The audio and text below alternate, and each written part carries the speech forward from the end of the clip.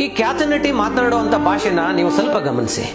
ಎಲ್ಲರಿಗೂ thank you so much. ಇದು ನಾವು ಒಂದು ಎಕ್ಸ್ಪೆಕ್ಟ್ ಮಾಡಲಿ. ಈ ಎಲ್ಲರಿಗೂ ನಾ ಏನಾಲಿ ಮಾಡಿದೆನ, ಈ ಫೆಲಿಸಿಟೇಟ್ ಮಾಡೋದು ವರ್ದಿ ಏನಾಲಿ. ಇದು ನಮಗೆ ಅರ್ಥ ಆಗಲಿ, ಕನ್ನಡಿಗರಿಗೆ ಅರ್ಥ ಆಗಲಿ ಅಂತ ಅಂದ್ಬಿಟ್ಟು ಕನ್ನಡ ಮಿಕ್ಸ್ ಮಾಡಿ ಮಾತನಾಡ್ತಾ ಇರುವಂತ ಭಾಷೆ ಅಲ್ಲ.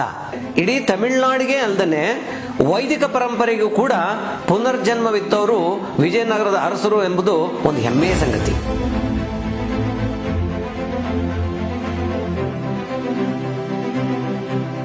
ಕಾಡು ಬೆಂಕಿಯಿಂದ ಪಾರಾದ ಅಡವಿಯಂತೆ, ಗ್ರಹಣದಿಂದ ಬಿಡುಗಡೆ ಹೊಂದಿದ ಆಗಸದಂತೆ, ಕಾಳಿ ಮತನದ ಬಳಿಕ ಯಮುನಾ ನದಿಯಂತೆ ಶಾಂತವಾಯಿತು ಅಂತ ಉಲ್ಲೇಖ ಇದೆ.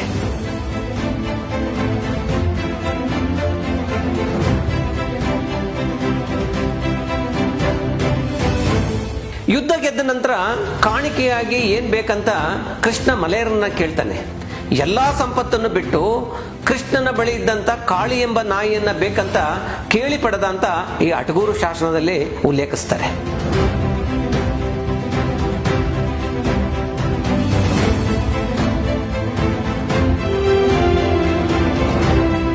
ಈ ತರ ತಮಿಳುನಾಡಿನಲ್ಲಿ ಪತ್ತೆಯಾದಂತ ಕನ್ನಡ ಶಾಸನಗಳು ಒಂದೆರಡಲ್ಲ, ಬರಾಬ್ಬರಿ 312. ಇದಕ್ಕೆ ಬೇರೆ ಯಾವುದೇ ಲಿಪ್ಯಾಂತರಗಳಿಲ್ಲ, ಅನುಕರಣೆಗಳು ಕೂಡ ಇಲ್ಲ.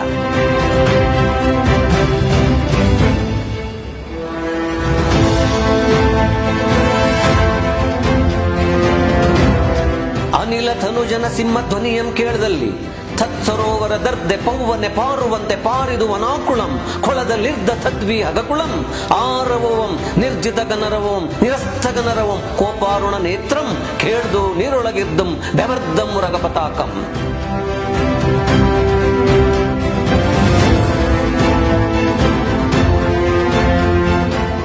ನಮ್ಮ ಮಾತೃಭಾಷೆ ಕನ್ನಡಕ್ಕೆ ಶಾಸ್ತ್ರೀಯ ಸ್ಥಾನಮಾನ ಸಿಗಬೇಕಾದ್ರೆ ಇಂದಿಗೂ ದೇಶದಲ್ಲಿ ನೂರಾರು ಭಾಷೆಗಳಿದ್ರೂ ಕೂಡ ಕನ್ನಡ ಇತರ ಭಾಷೆಗಳಿಗೆ ಹೋಲಿಸಿದರೆ ಎಷ್ಟು ಪುರಾತತ್ವ ಹೊಂದಿದೆ.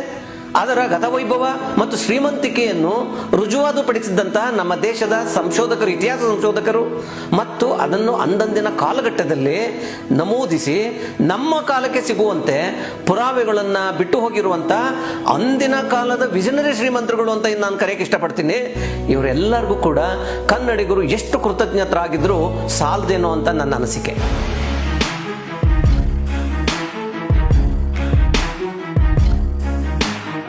ಇದಕ್ಕೆ ಪೂರಕ ಅನ್ನೋ ಹಾಗೆ ತಜ್ಞರ ಪ್ರಕಾರ ತಮಿಳುನಾಡಿನಲ್ಲಿ ಸಿಕ್ಕಿರುವಂತಹ ಕನ್ನಡದ ಪರಂಪರೆಯನ್ನು ತಿಳಿಸುವ ಸುಮಾರು 300ಕ್ಕೂ ಹೆಚ್ಚು ಶಾಸನಗಳು.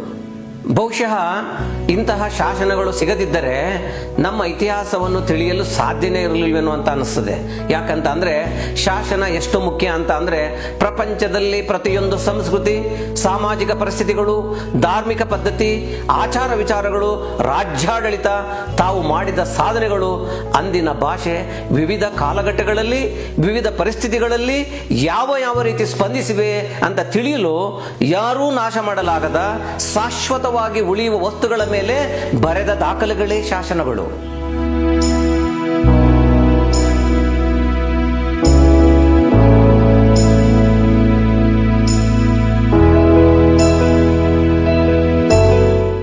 ಈ ಶಾಸನಗಳಿಗೆ ಪುರಾತನ ಕಾಲದಿಂದಲೂ ಕೂಡ ಎಷ್ಟು ಮಹತ್ವ ಇದೆ ಅಂತ ಅನ್ನೋದನ್ನು ನೀವು ತಿಳ್ಕೋಬೇಕು. ವ್ಯಾಸರ ರಚನೆ ಎಂದು ಪ್ರಸಿದ್ಧವಾಗಿರುವಂತಹ ಶಬ್ದಕಲ್ಪತ್ತೆಂಬ ಗ್ರಂಥದಲ್ಲಿ ಶಾಸನ ಹೇಗಿರಬೇಕು ಅಂತ ಆಗ್ಲೇ ತಿಳಿಸಿರ್ತಾರೆ. ಶ್ರೀರಾಮಚಂದ್ರ ಮೊದಲಾದಂಥ ಸೂರ್ಯವಂಶದ ರಾಜರುಗಳಿಗೆ ರಾಮನ ಗುರುವಾಗಿದ್ದಂಥ ವಸಿಷ್ಠ ಮಹರ್ಷಿಗಳು ಸ್ಮೃತಿ ಚಂದ್ರಿಕಾ ಎಂಬ ಗ್ರಂಥದಲ್ಲಿ ಶಾಸನವನ್ನು ಹೇಗೆ ಬರಿಬೇಕು ಅನ್ನೋ ವಿಧಾನವನ್ನು ಕೂಡ ವಿವರಣೆ ಮಾಡಿದ್ದಾರೆ ಅಂತ ಹೇಳುತ್ತೆ. ಚಂದ್ರಗುಪ್ತನ ಗುರುವಾಗಿದ್ದಂತಹ ಚಾಣಕ್ಯ ಅನೇಕ ಪ್ರಾಚೀನ ಶಾಸನಗಳನ್ನು ಸಂಶೋಧಿಸಿ ಶಾಸನ ನಿಧಿ ಎಂಬ ಪುಸ್ತಕವನ್ನು ಬರೆದಿದ್ದ.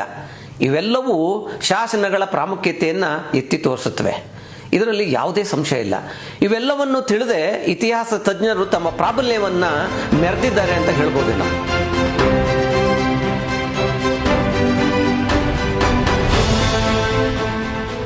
ಈಗ ತಮಿಳುನಾಡಿನಲ್ಲಿ ಸಿಕ್ಕಿರುವ ಕನ್ನಡ ಶಾಸನಗಳ ಬಗ್ಗೆ ಮಾತನಾಡೋದಾದ್ರೆ, ಕ್ರಿಸ್ತಶಕ 2ನೇ ಶತಮಾನದ ತಮಿಳಿನ ಸಿಲಪ್ಪದಿಕಾರಂ ಗ್ರಂಥದಲ್ಲಿ ಕರ್ನಾಟಕದ ಸಂಗೀತಗಾರರು ಮತ್ತು ನರ್ತಕರು ಚೇರದೊರೆ ಸಂಗಟ್ಟುವಾನ್ನ ಮುಂದೆ ಪ್ರದರ್ಶನ ನೀಡಿದ ಮೊದಲ ಉಲ್ಲೇಖವಿದೆ. ಇದು ಕರ್ನಾಟಕದ ಮತ್ತು ಇಲ್ಲಿನ ಸಂಗೀತದ ಬಗ್ಗೆ ಬರುವ ಮೊದಲ ಉಲ್ಲೇಖ. ಇದೇ ಕೃತಿಯಲ್ಲಿ ಕರುನಾಡರ್ ಅಂತ ಕನ್ನಡಿಗರನ್ನ ಕರೆದಿರುವಂತ ದಾಖಲೆಗಳು ಕೂಡ ಇದ್ದಾವೆ.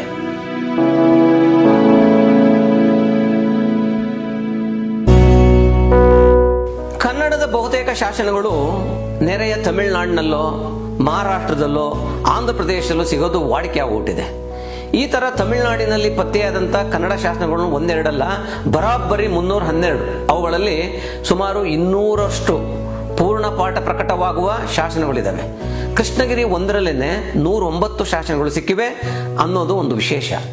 ಕರ್ನಾಟಕದ ಮೈಸೂರು, ಚಾಮರಾಜನಗರ, ಬೆಂಗಳೂರು, ರಾಮನಗರ, ಕೋಲಾರ ಜಿಲ್ಲೆಗಳಿಗೆ ಹೊಂದಿಕೊಂಡಿರುವಂಥ ಅಕ್ಕಪಕ್ಕದಲ್ಲೇ ಇರೋ ಇಂದಿನ ತಮಿಳುನಾಡಿನ ಕೃಷ್ಣಗಿರಿ, ಧರ್ಮಪುರಿ, ಸೇಲಮ್ಮು, ಈರೋಡು, ಕೊಯಮತ್ತೂರು ಪ್ರದೇಶಗಳಲ್ಲಿ ಸಿಕ್ಕಿರುವಂಥ ಕನ್ನಡ ಶಾಸನಗಳನ್ನು ಗಮನಿಸಿದ್ರೆ ಇಷ್ಟು ಸಂಖ್ಯೆಯ ಬೇರೆ ಯಾವುದೇ ಭಾಷೆಯ ಶಾಸನಗಳು ಈ ಪ್ರದೇಶದಲ್ಲಿ ಸಿಕ್ಕಿಲ್ಲ. ಇನ್ನೊಂದು ವಿಶೇಷ ಅಂದರೆ ಇಲ್ಲಿ ಸಿಕ್ಕಿರುವ ಶಾಸನಗಳು ಸಂಪೂರ್ಣ ಕನ್ನಡ ಲಿಪಿ ಮತ್ತು ಭಾಷೆಯಲ್ಲಿವೆ. ಇದಕ್ಕೆ ಬೇರೆ ಯಾವುದೇ ಲಿಪ್ಯಾಂತರಗಳಿಲ್ಲ, ಅನುಕರಣೆಗಳು ಕೂಡ ಇಲ್ಲ. ಇವುಗಳಲ್ಲಿ 20%ಕ್ಕಿಂತಲೂ ಅಧಿಕ ಶಾಸನಗಳು 11ನೇ ಶತಮಾನಗಳಿಗಿಂತನೂ ಪುರಾತನವಾದಂಥ ಶಾಸನಗಳು.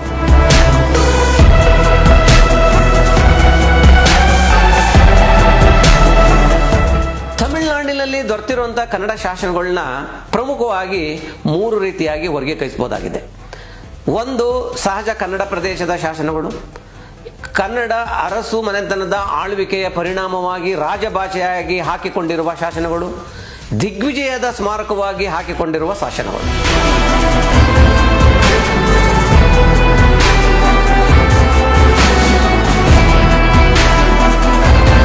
ಇವುಗಳಲ್ಲಿ ಸಿಕ್ಕ ಹಳೆಯ ಶಾಸನ ಅಂತ ಅಂದ್ರೆ ತಲಕಾಡಿನ ಗಂಗರ ಶಾಸನ. ಇವರು ಗಂಗವಾಡಿ 97,000 ಪ್ರದೇಶಗಳ ಒಡೆಯರು ಅಂತ ಹೇಳುತ್ತಿದ್ದನ್ನ. ತಾಸಿರ, ಮರಸುನಾಡು, ಕೊಂಗನಾಡು, ಪರಮಲೆನಾಡು, ಪೊನ್ನನಾಡು, ಮಿಗೇನಾಡು, ಮುಳುವಾಯಿ ರಾಜ್ಯ ಇನ್ನು ಮುಂತಾದ ಪ್ರದೇಶಗಳು ಗಂಗರ, ಚಾಲುಕ್ಯರ, ಬಾಣರ, ನೊಣಂಬರ, ಹೊಯ್ಸಳರ ಸಾಮ್ರಾಜ್ಯಗಳ ಅರಸರು ಆಳಿದ ಭಾಗವಾಗಿತ್ತು. ಈ ಮರಸುನಾಡು, ಗಂಗೂರು ಸಾಸಿರದ ಒಂದು ಭಾಗವೇ ಆಗಿತ್ತು ಅಂತ ಹೇಳುತ್ತೆ. ಈಗಿನ ಕರ್ನಾಟಕದ ಕೋಲಾರದ ಮಾಲೂರು, ಬೆಂಗಳೂರಿನ ಹೊಸಕೋಟೆ, ಆನೆಕಲ್ಲು, ತಮಿಳುನಾಡಿನ ಕೃಷ್ಣಗಿರಿ, ಡೆಂಕಣಿಕೋಟೆ ಇವುಗಳು ತೇಕಲನಾಡು ಅಂದ್ರೆ ಕೋಲಾರದ ಮಾಲೂರಿನ ಸುತ್ತಮುತ್ತಲಿನ ಕೃಷ್ಣಗಿರಿ, ಹೊಸೂರು ಭಾಗಗಳು. ಗುಂಡ್ಲುಪೇಟೆ, ಕೊಳ್ಳೇಗಾಲ, ಚಾಮರಾಜನಗರ, ಈರೋಡ್ನ ಸತ್ಯಮಂಗಲ, ಗೋಪಿಚೆಟ್ಟಿಪಾಳ್ಯ, ಬಡಗನಾಡು, ಈಗಿನ ತಮಿಳುನಾಡಿನ ನೀಲಗಿರಿ ಜಿಲ್ಲೆಯಲ್ಲಿ ಕನ್ನಡಿಗರು ಸುಮಾರು 50,000ಕ್ಕೂ ಕೂಡ ಜಾಸ್ತಿ ಇದ್ದಾರೆ. ಅದ್ರ ಜೊತೆಗೆ ಬಡಗರು 1.5 ಲಕ್ಷಕ್ಕೂ ಕೂಡ ಜಾಸ್ತಿ ಜನ ಅಲ್ಲಿ ವಾಸ ಮಾಡ್ತಾ ಇದ್ದಾರೆ. ಕನ್ನಡಿಗರು ನೀಲಗಿರಿ ಜಿಲ್ಲೆಯಲ್ಲಿ ಹೆಚ್ಚಾಗಿ ನೆಲೆಸಿರೋದು ನಿಮಗೆಲ್ಲ ಗೊತ್ತಿದೆ. ಕನ್ನಡ ಭಾಷೆಯ ಬಡಗ ಎಂಬ ಉಪಭಾಷೆ ಅಲ್ಲಿ ಕನ್ನಡ ಭಾಷೆಗಿಂತ ಹೆಚ್ಚಾಗಿ ಇಲ್ಲಿ ಮಾತನಾಡ್ತಾರೆ. ಈ ಕ್ಯಾತನಟಿ ಮಾತನಾಡುವಂಥ ಭಾಷೆನ ನೀವು ಸ್ವಲ್ಪ ಗಮನಿಸಿ. ಥ್ಯಾಂಕ್ ಮಾಡ್ದು ಮಮ್ಮಿ ಡ್ಯಾಡಿ ಈ ಸರಿ ಸಪೋರ್ಟ್ ಮಾಡಿ ಇದು ನಿಂಗೆಲ್ಲ ಕೈ ತಕ್ಕಿದ್ದು ಕುನು ಆಡ್ನೇಗ ಇದು ಮಕ್ಕ ಎನ್ಕರೇಜ್ ಮಾಡಿದ ಮನೆಗಿಂತ ಎನ್ನು ಮಕ್ಕ ಡಾನ್ಸ್ ನೋಗ ಬಂದ್ಬಿಟ್ಟು ಅದ್ರ ಮೀದ என்னோட எனக்கு அப்புறம் ಇಂಟ್ರೆಸ್ಟ್ ಆಯ್ತು ಫೀಲ್ಡ್ಗೆ ಬಂದು ನಾ ಶೈನ್ ಆಗ್ದು ಮುಡ್ತು. ಅದನ್ನೆಲ್ಲ ಯುವರ್ ಬ್ಲೆಸ್ಸಿಂಗ್ಸ್ ನಂಗೆ. ಇದು ನಮಗೆ ಅರ್ಥ ಆಗಲಿ, ಕನ್ನಡಿಗರಿಗೆ ಅರ್ಥ ಆಗಲಿ ಅಂತ ಅಂದ್ಬಿಟ್ಟು ಕನ್ನಡ ಮಿಕ್ಸ್ ಮಾಡಿ ಮಾತನಾಡ್ತಾ ಇರುವಂಥ ಭಾಷೆ ಅಲ್ಲ. ಮತ್ತೆ ಅದ್ರ ಜೊತೆಗೆ ಒಂದು ಹಾಡನ್ನು ಕೂಡ ನೀವು ಗಮನಿಸಿ, ಸ್ವಲ್ಪ ಸರಿಯಾಗಿ ಗಮನಿಸಿದ್ರೆ ನಿಮ್ಗೆ ಅರ್ಥ ಆಗುತ್ತೆ ಅವರ ಭಾಷೆನಲ್ಲಿ ಎಷ್ಟು ಕನ್ನಡ ಅಂಶ ಒಳಗೊಂಡಿದೆ ಅಂತ ನಿಮಗೆ ಗೊತ್ತಾಗುತ್ತೆ.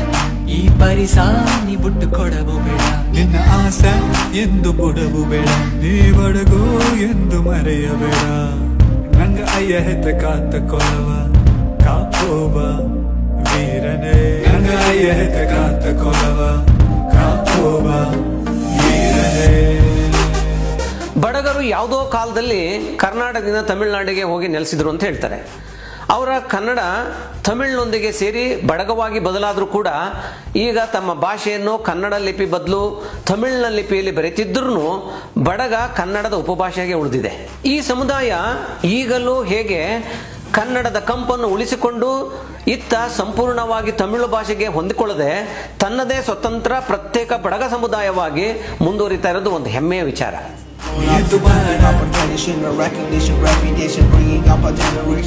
949ರಲ್ಲಿ ನಡೆದಂತಹ ತಕ್ಕಲಂ ಯುದ್ಧದಲ್ಲಿ ರಾಷ್ಟ್ರಕೂಟರ 3ನೇ ಕೃಷ್ಣನಿಗಾಗಿ ಗಂಗರ 2ನೇ ಬೂತುಗ, ಕಂಚಿ, ತಂಜಾವೂರು ಆಳ್ತಿದ್ದಂಥ ಚೋಳರ ವಿರುದ್ಧ ಯುದ್ಧವನ್ನು ಸಾರದಂಥ ಚೋಳರಿಗೆ ಜೊತೆಯಾಗಿ ಬಾಣರು, ವಿಡಂಬರು, ಚೇರದೊರೆಗಳು ಯುದ್ಧ ಸಾರ್ತಾರೆ. ಪತಂಗನ ಮಗ ರಾಜ್ಯಾದಿತ್ಯನನ್ನ ಅವನ ಅಂಬಾರಿಯ ಮೇಲೆ ಬಾಣದ ಪ್ರಯೋಗ ಮಾಡಿ ಕೊಂದು ಹಾಕಿರ್ತಾನೆ. ಅವಾಗ ನಂತರ ದಕ್ಷಿಣದವರೆಗೂ ಕೂಡ ದಂಡೆತ್ತಿ ಆಗ ರಾಮೇಶ್ವರದವರೆಗೂ ತೆರಳಿ ಅವನು ಅಲ್ಲೊಂದನ್ನು ವಿಜಯ ಸ್ತಂಭವನ್ನು ಕೂಡ ಸ್ಥಾಪಿಸಿದ್ದ ಅಂತ ಉಲ್ಲೇಖ ಹೇಳುತ್ತೆ. ಹಾಗೆ ಕೃಷ್ಣೇಶ್ವರ ಗಂಗಾ ಮಾರ್ತಾಂಡ ದೇವಾಲಯಗಳನ್ನು ಕೂಡ ಕಟ್ಟಿಸಿದ್ದ ಅಂತ ಉಲ್ಲೇಖ ಇದೆ.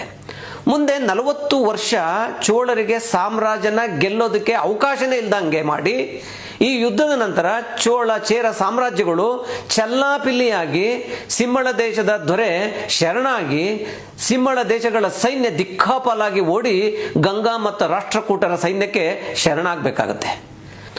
ಚೋಳರ ಬೇರನ್ನ ಬುಡ ಸಮೇತ ಕಿತ್ತೆ ಅಂತ ಬೂತುಗ ಹೇಳ್ಕೊಂಡಿರ್ತಾನೆ. ಆ ಯುದ್ಧ ತಮಿಳುನಾಡು ಇತಿಹಾಸದಲ್ಲೇ ಕರಾಳ ದಿನ ಅಂತ ಹೇಳಿರ್ತಾನೆ. ಬೂತುಗ ಮಹಾರಾಜ ಅಪ್ರತಿಮ ಸಾಹಸಿ ಯುದ್ಧ ಕಲೆ ನಿಪುಣ. ಅವನ ಜೊತೆಗೆ ಆ ಯುದ್ಧದಲ್ಲಿ ಬಹುಮುಖ್ಯ ಪಾತ್ರ ವಹಿಸಿದವನು ಬೂತುಗನ ದಂಡನಾಯಕ ಮಣಿಲೇರ. ಯುದ್ಧ ಗೆದ್ದ ನಂತರ ಕಾಣಿಕೆಯಾಗಿ ಏನ್ ಬೇಕಂತ ಕೃಷ್ಣ ಮಲೇರನ್ನ ಕೇಳ್ತಾನೆ. ಎಲ್ಲಾ ಸಂಪತ್ತನ್ನು ಬಿಟ್ಟು ಕೃಷ್ಣನ ಬಳಿ ಇದ್ದಂತ ಕಾಳಿ ಎಂಬ ನಾಯಿಯನ್ನ ಬೇಕಂತ ಕೇಳಿ ಪಡೆದ ಅಂತ ಈ ಅಟಗೂರು ಶಾಸನದಲ್ಲಿ ಉಲ್ಲೇಖಿಸ್ತಾರೆ.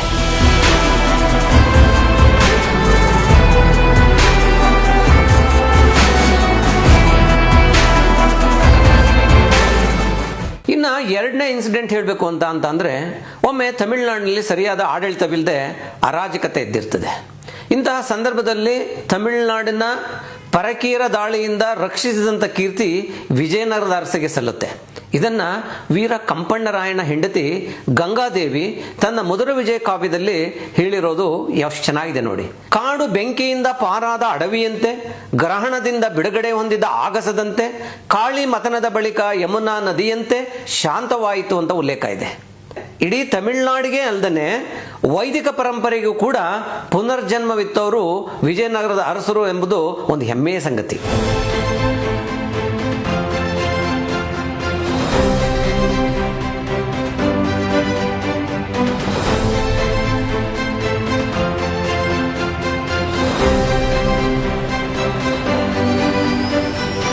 ಕನ್ನಡಿಗ ಬುಕ್ಕರಾಜನ ಮಗನಾದಂಥ ಕುಮಾರ ಕಂಪಣ್ಣ ಮೊದಲೇ ಆಳ್ತಿದ್ದಂಥ ಪಾಂಡ್ಯರಿಂದ ರಾಜ್ಯವನ್ನು ಕಸಿದು ತಮಿಳರಿಗೆ ಹಿಂಸೆ ನೀಡುತ್ತಿದ್ದಂಥ ದೆಹಲಿ ಸುಲ್ತಾನಿಗೆ ಯಮದಾರಿ ತೋರಿಸಿರ್ತಾನೆ. ಇದರ ಬಗ್ಗೆ ಅವನ ಪತ್ನಿ ಗಂಗಾದೇವಿ ಹೀಗೆ ಬರೀತಾಳೆ: ಕಂಪಣ್ಣ ಹೊಳೆಯುವ ದೀಪ, ತಮಿಳು ಜನಾಂಗಕ್ಕೆ ಹಿಂಸೆ ಕೊಡುತ್ತಿದ್ದಂಥ ಸುಲ್ತಾನನ ತಲೆ ಕಡಿದು ದೇವರಿಗೆ ಎಂದೂ ತಲೆಬಾಗದ ಅವನ ತಲೆ ಹುಚ್ಚೆದ್ದು ನೆಲಕ್ಕುರುಳುವಂತೆ ಮಾಡಿದ ಅಂತ ಅವಳ ಮಧುರ ವಿಜಯಂ ಕಾವ್ಯದಲ್ಲಿ ದಾಖಲು ಮಾಡ್ತಾಳೆ.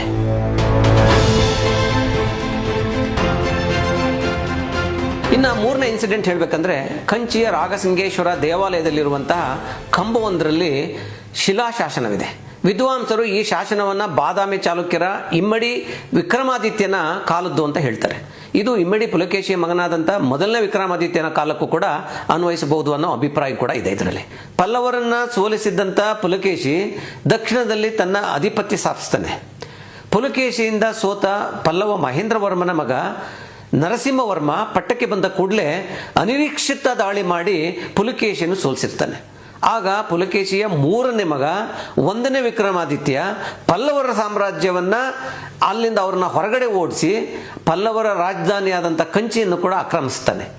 ವಿಕ್ರಮಾದಿತ್ಯ ಕಂಚಿಯ ರಾಜಸಿಂಗೇಶ್ವರ ದೇವಸ್ಥಾನದ ಧನ ತುಂಬನೇ ಇರುತ್ತೆ. ಅದನ್ನು ನೋಡಿ ಅದನ್ನು ಅವನು ವಶಪಡಿಸಿಕೊಳ್ಳದೆ ಅದನ್ನು ಮತ್ತೆ ದೇವರಿಗೆ ದತ್ತಿಯಾಗಿ ನೀಡಿದ ಅಂತ ಆ ಶಾಸನದಲ್ಲಿ ಉಲ್ಲೇಖ ಇದೆ.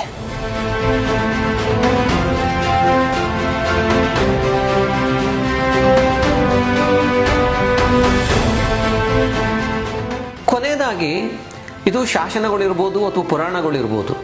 ಇವನ್ ಪುರಾಣದ ಬಗ್ಗೆ ಕಾಲಕಾಲಕ್ಕೆ ಹಿಂದಿನವರು ಅಳಿದಂತೆ ಉಲ್ಲೇಖಿಸದಿದ್ರೆ 10ನೇ ಶತಮಾನದಲ್ಲಿ ಕವಿ ರನ್ನ ತನ್ನ ಗದಾಯುದ್ಧ ಎಂಬ ಕಾವ್ಯದಲ್ಲಿ ಕೌರವನು ಯುದ್ಧದಲ್ಲಿ ಸರ್ವಸ್ವವನ್ನು ಕಳ್ಕೊಂಡು ಒಬ್ಬಂಟಿಗನಾಗಿ ಕೊಳದಲ್ಲಿ ಅಡಗಿ ಕುಳಿತಿದ್ದಾಗ ಭೀಮನ ಮೂದಲಿಕೆ ಮಾತನ್ನು ಕೇಳಿ ಕೌರವನ ಕೋಪಕ್ಕೆ ಇಡೀ ಕೊಳವೆ ಕೊತ ಕೊತ ಕುದಿಯಿತು ಅಂತ ವರ್ಣಿಸುವಂತ ಅರ್ಥ ಕೊಡುವ ನಾನೀಗ ಹೇಳ್ತೀನಿ ಆ ಸಾಲುಗಳನ್ನ ನೀವು ಕೇಳಿ. ಇವು 21 ಮತ್ತು 22ನೇ ಶತಮಾನಕ್ಕೂ ಕೂಡ ಹೇಗೆ ಬದುಕುಳಿದಿವೆ ಅಂತ ಅರ್ಥ ಆಗುತ್ತೆ. ಅನಿಲ ತನುಜನ ಸಿಂಹ ಧ್ವನಿಯಂ ಕೇಳದಲ್ಲಿ ತತ್ಸರೋವರ ದರ್ದೆ ಪೌವನೆ ಪಾರುವಂತೆ ಪಾರಿದು ವನಾಕುಳಂ ಕೊಳದಲ್ಲಿರ್ದ ತದ್ವಿ ಹಗಕುಳಂ ಆರವಂ ನಿರ್ಜಿತ ಗನರವಂ ನಿರಸ್ತ ಗನರವಂ ಕೋಪಾರುಣ ನೇತ್ರಂ ಕೇಳ್ದು ನೀರೊಳಗಿರ್ದಂ ಬೆಮರ್ದಂ ರಗಪತಾಕಂ. ಅಂದ್ರೆ ಬಲಿಷ್ಠ ದುರ್ಯೋಧನನ ಪತನ ಅವನ ಅಹಂಕಾರ ಮತ್ತು ಕೋಪದಿಂದಲೇ ಅಂತ ತಿಳಿಯೋದಕ್ಕೆ ಈ ರನ್ನನ ಸಾಲುಗಳು ಸಾಲ್ದ ಹೇಳಿ ನೋಡೋಣ. ನಮ್ಮ ನಾಡಿನ ಪರಂಪರೆ ಇನ್ನೂ ನೂರಾರು ಶತಮಾನಗಳಿಗೂ ಕೂಡ ಮಾದರಿಯಾಗಿ ಉಳಿಬೇಕಂತ ಅಂದ್ರೆ ಅದನ್ನ ಸಂರಕ್ಷಿಸಿ ಶ್ರೀಮಂತಗೊಳಿಸುವುದು ನಮ್ಮೆಲ್ಲರ ಕರ್ತವ್ಯವಲ್ವಾ? ಅದನ್ನು ನಾವು ಮಾಡುತ್ತಿದ್ದೀವಾ ಅನ್ನೋದೇ ನಮ್ಮ ಮುಂದಿರುವಂತಹ ಪ್ರಶ್ನೆ. ನಮಸ್ಕಾರ.